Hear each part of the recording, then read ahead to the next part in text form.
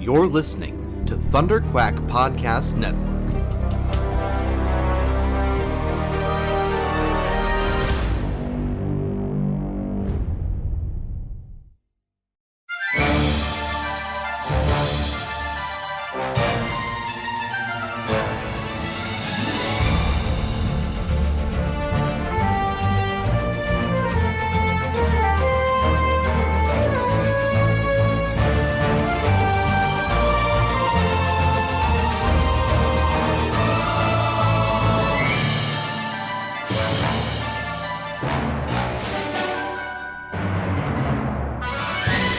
Hello there, and welcome back. Welcome, actually, to the first episode of our Willow coverage, but welcome back to Force Perspectives. Here's the deal. If you subscribe to this feed, you might be a little confused. First of all, you're saying, I thought this was faster, more intense. And then it turned into Force Perspectives. And then Force Perspectives was like an interview show, I guess. I don't know. It's just kind of like Mike talking to his friends about Star Wars. And that was the mixed results, let's say. Mixed results. I'll be honest with you guys. I wasn't feeling it. I had a concept. I had this idea of what I wanted to do. And then I tried a few things. One of the angles that I tried was I thought that I would talk to some of my non-Star Wars crew friends. So that meaning people that I am friends with that are not in the Star Wars community, in the circle. But I know they like Star Wars, but they're not in it. They don't live it and breathe it, right? So that maybe we have some different types of conversations. We definitely did that. We ended up talking about Nelvana, a Canadian animation company, with Curtis. And then we ended up talking about Black Adam with Andy. Good conversations, not conversations about Star Wars, not necessarily what people are subscribing to this feed for. And then I sort of had a little bit of a realization. Back at the end of Book of Boba Fett, I made a sweeping declaration. That I would be retiring from Star Wars podcasting henceforth. Now, I did that at the time because Amanda, my co-host on the Thunderquack podcast, and I had decided that we were going to stop the Thunderquack podcast and do a new show dedicated to our pursuit of rebooting the late 90s, early 2000s cult classic teen sitcom Student Bodies. We got one episode into recording that podcast, never actually released the first episode, but we were sitting down to record the second episode, and Amanda went, I can't do this. I don't want to podcast anymore. At which point, I mean, like, she was definitely more delicate about it than that, but that's what it came down to. And I was like, hey, I'm not going to podcast with you if you don't want to podcast anymore. So you are released. But here I am. I still want to podcast. As a matter of fact, I need to do this. It's like a thing inside me that if it doesn't come out, I just end up yelling my Star Wars opinions at people on the street. And it embarrasses my wife. So I need to have podcasts in order to do this. Get this out in a healthy way. So I'm back on Rebel Cells. That's part one. We got an episode out talking about Tales of the Jedi, speaking about the Dooku episodes. Next week we'll have an episode coming out about the Ahsoka episodes of Tales of the Jedi. And then in January, when Bad Batch returns, we will have episodes each week for that, for each episode of Bad Batch this season, for season 2. When Mando comes back in March, which is big news, that just dropped, it's back March 1st. I'll be back likely with Joe to do Mando recaps, in the same way that we did the Book of Boba Fett ones, which was, hey, we're just going to talk about the episode and what we liked. Along with that, here we are today now, better late than never. I have lots of reasons for that. I was sick. life stuff. I had to remodel a laundry room. You guys don't need to know the whole deal. If you want to, go subscribe, go pledge on Patreon, and you can listen to the latest Patreon exclusive episode of Off the Record. And I get into the whole thing. I lay out everything that I've been up to over the last couple of weeks. But in any case, I haven't had the opportunity yet until right now, and I'm just stealing it. I'm grabbing it. I'm seizing it by the throat. And I am going to talk about the first 2 episodes of Willow. Now, here's the deal. Full disclosure. Disney gave me early access to these. I saw them quite a while ago, actually. It's been a few weeks now. Right up front, I'm in love with this series. It is everything I wanted it to be. I am a fan of Willow from as far back as I can remember. As a matter of fact, I was a fan of Willow before I was ever a fan of Star Wars. I didn't even know the connection with George Lucas or any of that stuff because I was just a dumb 7-year-old kid.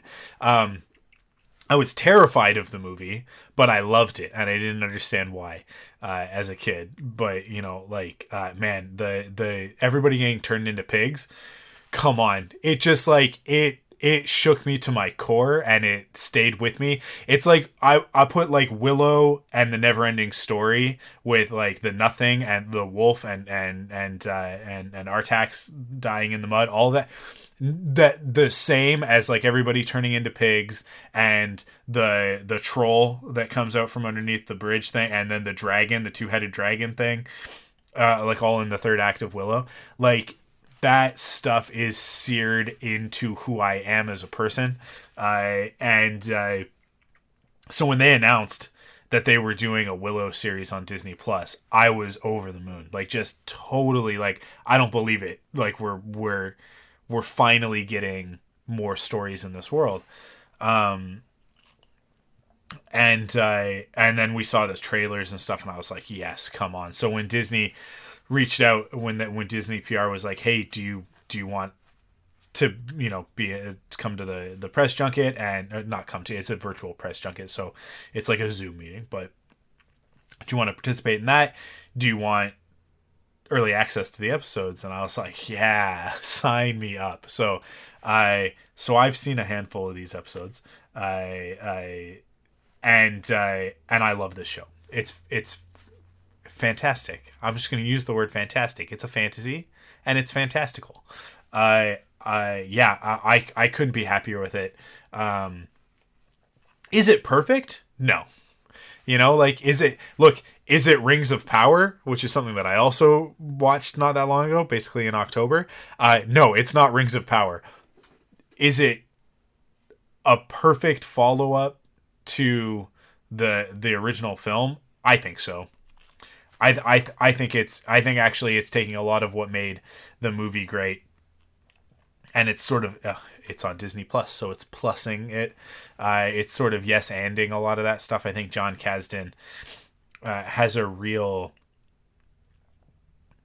good sense for what made the original magical, right? What George was trying to get at. Now, I mean, like, this shouldn't be a surprise to anybody who's been listening to me talk about Star Wars for a long time. Solo is my favorite Star Wars movie, right? And Jonathan Kasdan wrote that with his dad, Lawrence Kasdan, and that's where he met Warwick Davis, and they got to talking, and he said to him, I'm going to do everything I can to bring Willow back. And Warwick was like, sure, okay, good for you. And then here we are years later, and it's on Disney Plus. I think that he's got a deep connection to this story. I think that he has a very good grasp of the types of things that go into the storytelling that George Lucas crafted. Listen, these episodes with me, they're not going to be deep dives into the lore and the mythology or the deeper meaning, blah blah blah. These are going to be quick. I'm going to keep them to about 30 minutes, and it's really just my feelings. It's really just a place for me to talk with you guys and start the conversation of what I thought about the episodes, and then we'll kind of go back and forth from there, right? But I think that John Kasdan, if you really want to get into the myth stuff, I highly recommend. I can't recommend highly enough, is what I should say.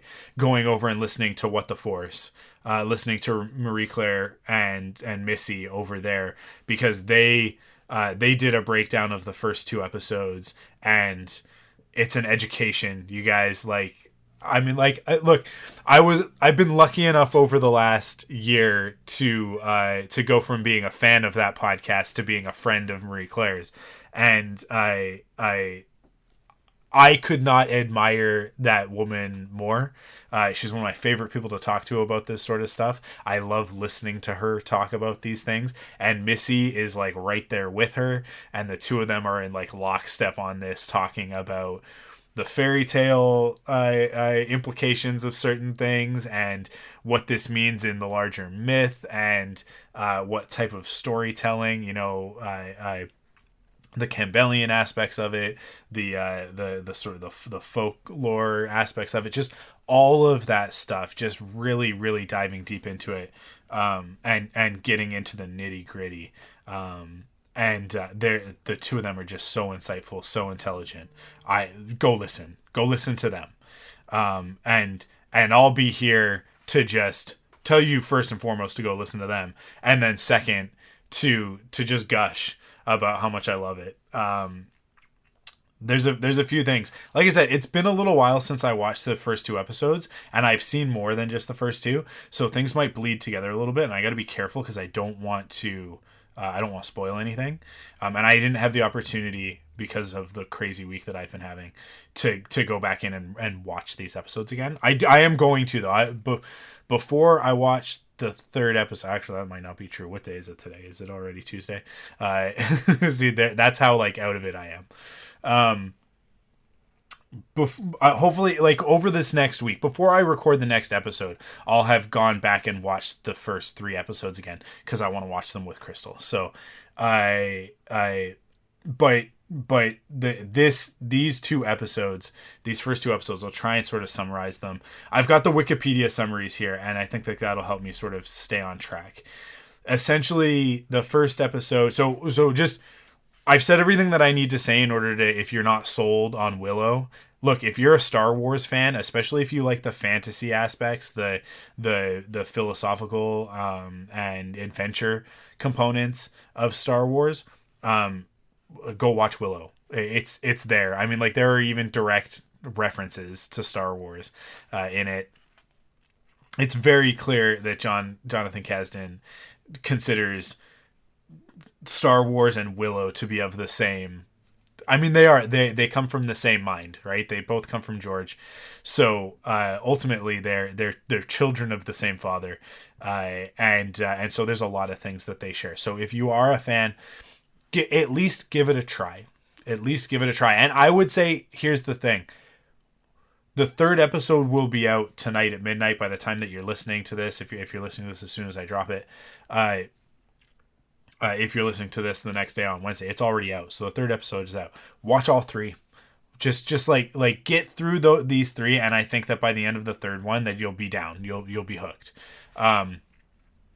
Yeah, it's just a fun adventure, and I think everybody should go watch it. All of that said, I'm going to start getting into spoilers now. I'm going to start talking about actual plot.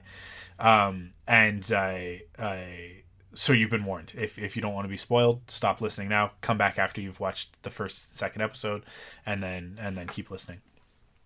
The first episode. I mean, just getting reintroduced to this world, getting introduced to these new characters. The son and daughter, who end up being twins. Funny. Where have we seen that before? Of Sorsha and Mad Mardigan, Kit and Eric, such great characters right from the get go. Having who's played by Aaron Kellyman, who we know from Solo and Fist Nest. When's that series coming? Another great character that we're introduced to. We don't get a lot of Graydon in this first one. We're going to get more of Graydon as we go. He's actually turning out to be maybe my favorite character in the series so far. Won't get into that just yet. But just this introduction to Kit. We start really with Kit and Jade, right? And they're practicing their swordsmanship and swordsmanship. Sword play, I guess, would be the better way to say that, so that we're not being exclusive and instead being inclusive. More on that later. Yeah, and so we just start right in with this great establishing of like, oh, they're both great with a sword, and obviously, you know, the daughter of Mad Mardigan better be good with a sword.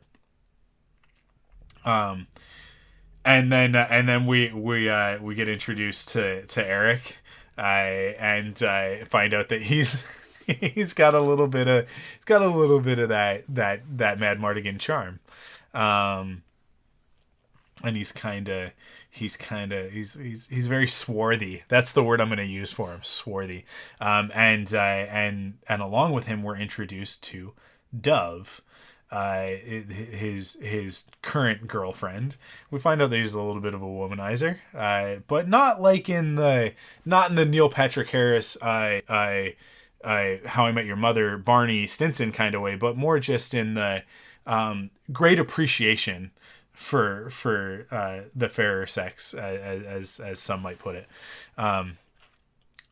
Is that okay to say? I don't know if that's okay to say anymore. You guys know what I mean, though, right? Just sort of the vibe, right? But he's got his open flowery shirt, and his beautiful long hair, and he's just such a dreamboat, really. And like I said, swarthy. That's the word I'm going to use. And we're kind of introduced to these characters in the midst of, like, there's something going on, right? Something going on in the castle. So I get back to the castle, prepare for whatever's happening. And it turns out that there's like it starts off vague, and then we sort of start to get the pieces put together as we go, right? Essentially what it is that Kit is about to be married off to Graydon Haster, in order to join two kingdoms together and bring union to the land, sort of thing. So some Game of Thronesy type of stuff. And Kit is not down for this. She's her own independent human being and wants to make her own decisions. But her mother, Sorsha, who is the queen, has kind of arranged this. She has arranged this marriage with well, what's the other kingdom? I can't remember what it's called. Anyways, so there's some conflict here right off the bat, right? We are not getting along. Eric is trying to kind of smooth things over and keep everybody happy, but it's not really working. Mad Mardigan is nowhere to be found. We're going to kind of learn more about that as we go. But we know that he was kind of sent off on a quest and never returned. So at a certain point, Kit decides that she's just going to take off. She goes to Jade and is like, "Come with me," but Jade is like, "Hey, I got my thing going on. I'm the first first woman to be given like permission to go become." Oh man, what is it? Knights of Galador? Is that what it is? Is that what we're talking about? Anyways, like I said, I watched this like weeks ago. Knights of Galador. Is that a different thing? That's a different thing. That's a Marvel thing. That's a Marvel Comics thing. It's like it's Rom the Space Knight. Knights of something. It's something with a G. I can't remember what it is right now. You guys, get off my case, all right? But she's gonna go do that. Basically, become a Jedi, right? She's been given permission to go do this, become one of these knights, and so she's not gonna go with her. But man, I can't remember. Is that where they kiss? They kiss at some point. the two of them, Jade, and Kit kisses Jade. And it's a little bit, to me, it's a little bit unclear. Is this an established relationship? Because Jade kind of, I think, reacts a little bit surprised. Maybe just surprised to see Kit because it's the middle of the night, or maybe surprised because Kit is kind of confessing feelings. I don't know. It was unclear because it also kind of felt like you can't ask me to do this. Even though we have this relationship sort of thing. But now we fully understand why the arranged marriage thing is not gonna work. Because Kit is already in love with Jade. So, which, I mean, like, I saw that moment happens, whether it happens here or later, I can't remember. But when that moment happens, I was like, awesome. This is this is going to take things in a different direction from, I think, what a lot of people expected. There's this funny thing. For some reason, in sci-fi and fantasy, people have a real hard time with like inclusivity like this, which is such an interesting thing to me, because we're in worlds where like we can believe that there are dragons and magic and, you know, monsters and, you know, sorcerers and whatnot and all of this stuff, but that, you know, love is love, and a woman can love a woman, and a man can love a man, and anybody can love anybody that they want, and that maybe this world is just different, and doesn't have the hangups that our world has. People have a hard time with that. It's almost like it's too much to handle for some people, that it's like, but everything else is so crazy, I need this one thing to be stable. Which I can kind of understand. I don't feel that way. I feel like it, as I've talked about on many podcasts, genre storytelling is such a great avenue to open people's minds to broader ways of thinking and seeing the world. So to me, it's like that. It's just a logical place for that sort of thing to happen. Now, I think that traditionally it's been a little bit more at home in genre storytelling, like something like a Buffy the Vampire Slayer, where it's like, okay, so most of this world we understand and relate to, we're on the same page, so we understand the dynamic. I think maybe that's what it comes down to. That's what it gets into, is like the unfamiliarity of the world, adding in this other twist. It unmoors it for some people even more. People who already have a hang up, right? So I think it's one of those things where I think if you're like me, and I hope most of you listening, I hope all of you listening, if I'm hoping for things, they like it's a part of the story, and you're like, oh, cool. This is a story written with multiple perspectives in mind. That's awesome. Let's continue with the story. When's Willow gonna show up?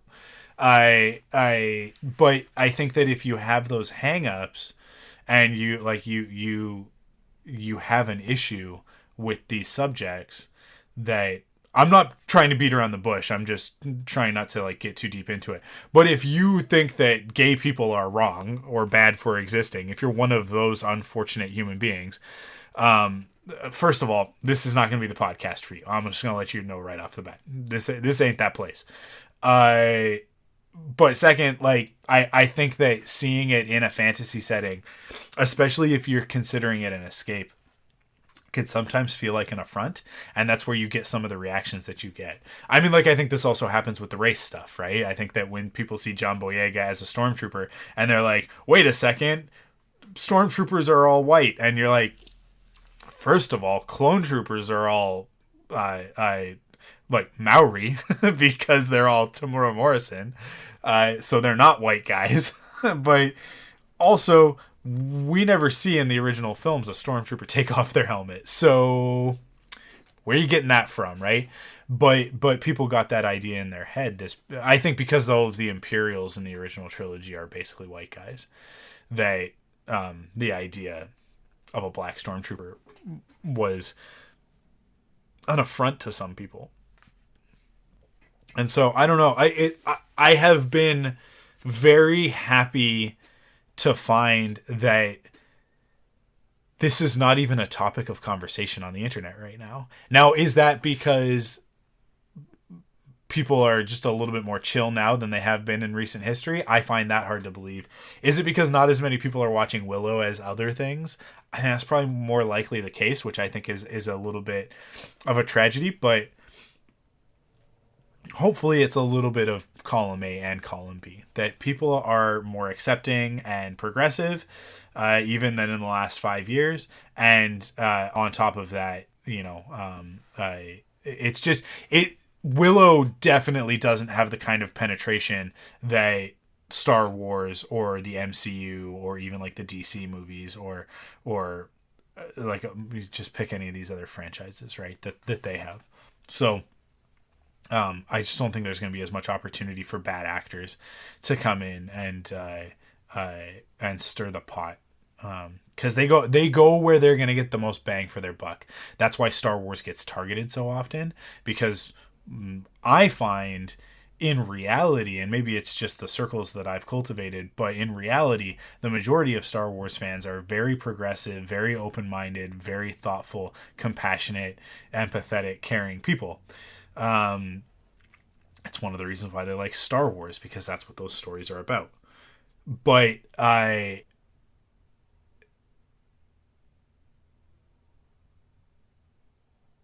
because of that, they're able to like target those people and really rile things up, right? So anyways, the episode kind of continues and eventually, like they're gonna try and run away. I mean, like Kit's running away, but while she is, the Gales attack. These 4 Gales attack, which are kind of these monster characters. The Scourge, the Doom, the Lich, and the Dag is what they're called. We find out that they're there to... Basically, they show up and they kidnap Eric. And then that sets us on our quest. Now we're going to have to go and we're going to have to rescue Eric. Our damsel in distress. I love it. It's so fantastic. Jonathan Kasdan, you genius. You beautiful, beautiful genius. So, as Kit calls it, their fellowship, they sort of put it together. Kit, Jade, one of the knights, a Jorgen Case, and then Thraxis Borman, who was, we discover later, was Madmartigan's squire when he went off on his quest. But he came back, but Madmartigan didn't. And I think he's got a little bit of guilt, just a little tiny bit of guilt about it. And then Dove, Eric's girlfriend, ends up joining with them along with Graydon, the prince that is betrothed to Kit. So yeah, now we've got our fellowship and we've got our plan, and we're gonna go rescue Eric and whatever. They gotta embark beyond the barrier, through the gate or whatever it is. Like I said, like if you want like the details, then go listen to What the Force, because they'll give you a much better recap than I will. I'm just giving you the feels.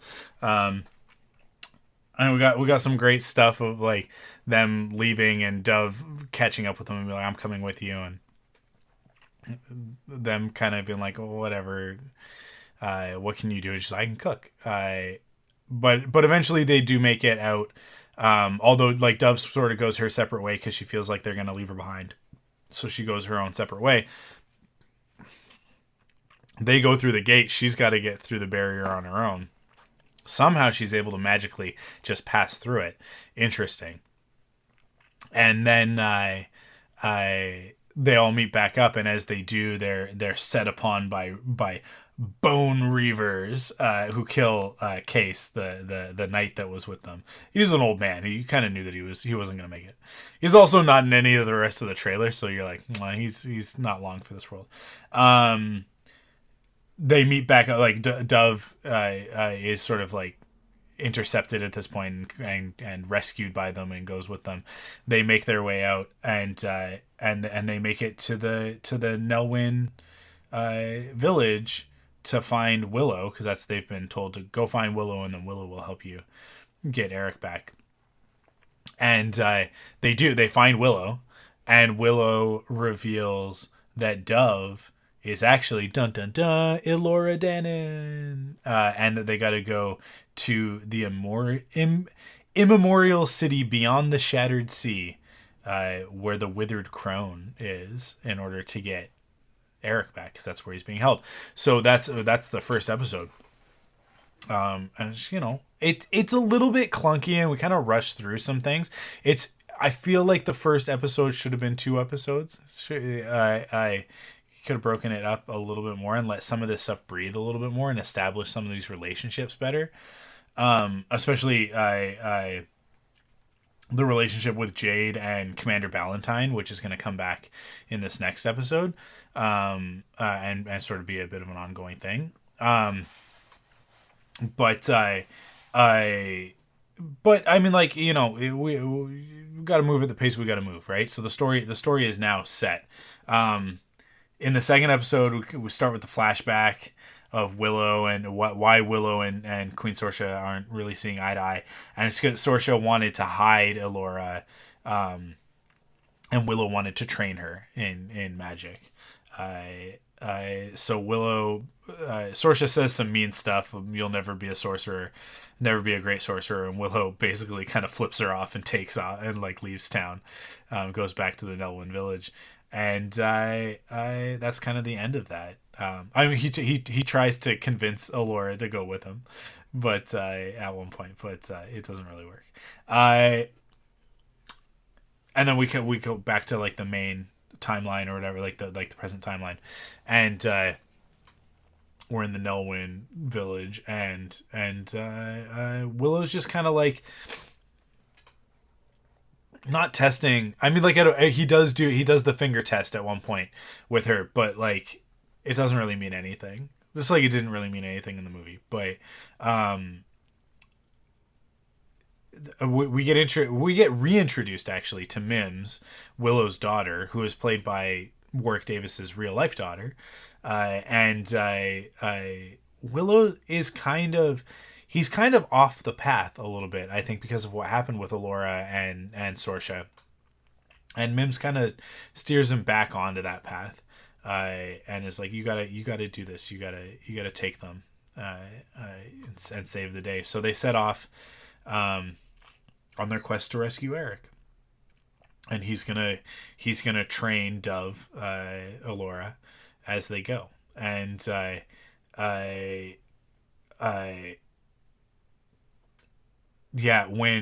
Sorsha realizes that Dove has left, she sends Commander Valentine out to bring her back, because Sorsha is convinced that like she's got to stay inside the barrier in order to be safe, which is clearly not true because the Gales were in the barrier, but whatever.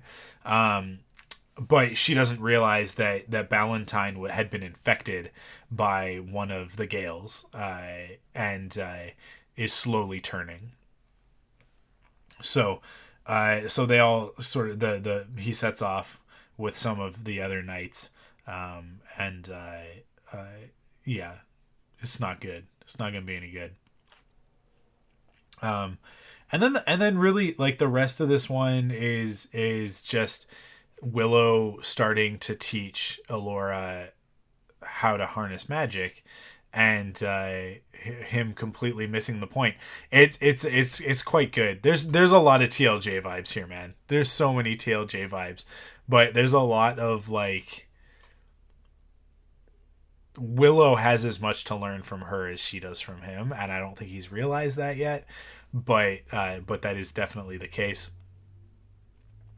And so like he's trying to teach her to use magic the way that he uses magic, but magic in this world is all about intuition. Go figure, right? It's all about feeling, like the Force. And actually, there's a couple of analogies throughout that are very much relay into the Force, and so it's not quite working. It's not quite setting in with Elora, Dove, who's also a little bit of a reluctant hero at this point. But the episode is cut not short, it's the full length it's meant to be. But this moment is cut short on a bit of a cliffhanger on this episode with Allura being captured by Ballantyne. But she's been practicing this magic to make this seed grow into a sprout, and she can't do it. But then she gets kidnapped, and just as she does, the seed sprouts. It doesn't just sprout; it actually like turns into like a small bush, basically. And I think that's it. I think that's it for this one, and then we'll come back on the next one. But so far, I'm enjoying the hell out of it. I mean, like, look, it doesn't have the budget of a movie. It doesn't even have the budget of one of the bigger Star Wars shows. It's a little bit more on the scale of like a Mandalorian, which is fine by me. I don't know. Like we've just come off Andor, and everybody's all high on Andor, and saying like, oh, this sets the new standard for Star Wars series, and I'm going to be so bummed out when Mandalorian comes back and it's not as good as Andor. And to me, I'm kind of just like, I think that's unfair. I think that's really unfair to everything else. Yes, we had Andor, Rings of Power, and House of the Dragon all at the same time. Now, I don't watch House of the Dragon because I'm not getting into a Game of Thrones. And I didn't watch Rings of Power at the time. Because we also had She-Hulk. Similarly, right? And like Willow is like on the same level as an MCU show, like a She-Hulk, like production quality wise, like, which is not anything to scoff at, right? I mean, like these shows are phenomenally well produced. People go watch a CW show, guys. Like, go watch a CW show and then come back and tell me that these shows aren't top quality, amazing productions. No offense to CW shows, but they're different tiers. They're different levels. And I think that this show is fantastic. I think The Mandalorian is fantastic. I think Book of Boba Fett was fantastic. All of the MCU stuff has been great. I think Andor is exceptional. It's exceptional. I'm going to say that word one more time. Exceptional. It is the exception to the rule, not the rule. Got it? Not everything can be that good all the time. It's impossible. It's just not the way it works. And that's not me saying lower your expectations. Okay, that's me saying recognize how special Andor is and stop trying to take away from that inadvertently. I don't think anybody means to, but I do think from my perspective, my point of view, and you know how that goes, what Obi-Wan says, but my point of view on that, the show is called Force Perspectives, so there you go, is that Andor is the sort of show that you're lucky if it comes along once every 5 years. That means don't take it for granted. Don't assume that every Star Wars show can be this good. Don't assume that Acolyte's going to be this good. Don't assume that Mandalorian Season 3 is going to be this good, or Ahsoka, or Skeleton Key, or any of these other Star Wars things that we've got coming. And definitely don't compare Willow to it, because that's apples to oranges, guys. We're telling very different types of stories, very different types of goals, very different levels of production and approaches and creatives. And there's room for all of it, and they can all be appreciated for what they are and what they want to do. If Mando just wants to bang action figures together, which I think is reductive, I think like that opinion I think is reductive. I think it's just become a talking point and people say it, and it's true to a certain degree, but I also think that there is a deeper story going on there, and I don't know. We're spoiled. We're a bunch of spoiled brats. That's what it comes down to right now, is that we're just a bunch of spoiled brats, and we all need to get our heads out of our butts and recognize that we're living in an era as Wong would say, of peak television. And we just got, it's good stuff left, right, and center. And Willow is right up there for me. It's exactly the sort of show that I want. Is it on the same caliber as Rings of Power? No, it's not. It's not. Rings of Power is like another thing altogether. Is it exactly what it needs to be in order to tell this story about these characters? I think so. And I have a little bit more information than your average bear. I'm not trying to brag or like bring, but I'm just saying, like, what I want to say is, like, just trust me. Trust me on where this is going. If you've seen these first 2 episodes and you have a certain opinion so far, keep with it. Just give me the benefit of the doubt, and I'll tell you that, like, the episodes that I've seen, I think that this is building towards something really great. And I'm along for the ride. I love it. So that's it. I hope you guys enjoy these episodes.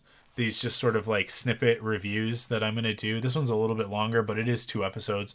So that's going to be the thing, but they'll be about a half an hour probably. So yeah, I'll be back later this week with my thoughts on the 3rd episode of Willow. But that's my thoughts on the Gales and the High Aldwin. Thank you guys for listening. Thank you for sticking with us through sort of what have been slightly tumultuous times as we've been switching up the format and stuff. These Willow episodes are just going to be me.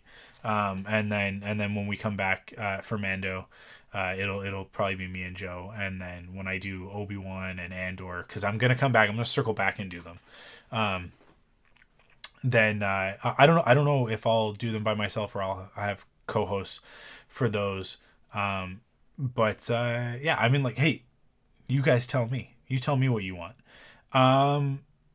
That's it. That's it for this episode. Thank you guys for listening. Thank you for enjoying the podcast. Tell a friend. Go watch Willow and tell a friend to also watch Willow, because I think more people need to be watching it.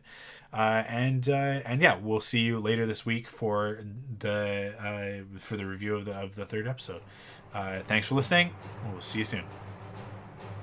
Thank you for listening to Thunderquack Force Perspectives. Our opening theme is composed for us by Christy Carew. Follow Force Perspectives on Twitter, Instagram, and Facebook at ForcePOV. And join us on Discord at thunderquack.com/Discord. Support the show by visiting us at patreon.com/thunderquack to get early access to episodes, leave a rating and review on your favorite podcast service, or buy merch at store.thunderquack.com. Force Perspectives is a part of the Thunderquack Podcast Network.